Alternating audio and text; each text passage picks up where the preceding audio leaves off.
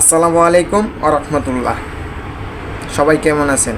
আজকে কিছু কথা বলবো, কথাগুলো শুনে যায়েন, কাজে আসবে।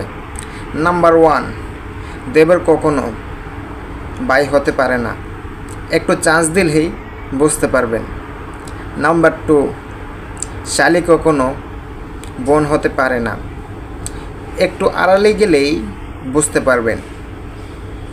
নাম্বার 3, টাকা কখনো সুখ আনে না, আপনি যদি টাকাওয়ালা হন তখনই বুঝবেন। নাম্বার 4, ধর্মের ভাই বোন বাবা মা বলতে কিছুই নেই, স্বার্থের পরীক্ষা করলে বুঝে যাবেন। নাম্বার 5, স্বামীর চেয়ে বয়ফ্রেন্ড, স্ত্রীর চেয়ে গার্লফ্রেন্ড ভালো। কোনটা উত্তম না কোনটা উত্তম সংসার ভাঙলেই বুঝতে পারবেন। নাম্বার 6, বাবা মার মতন আপন কেউ হয় না, বাবা মা হারাইলেই বুঝতে পারবেন। নাম্বার 7,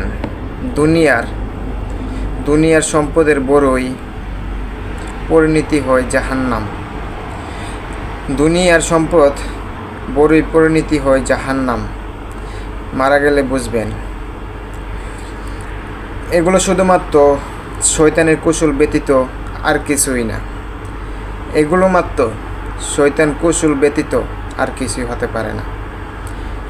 সবাই ভালো থাকবেন।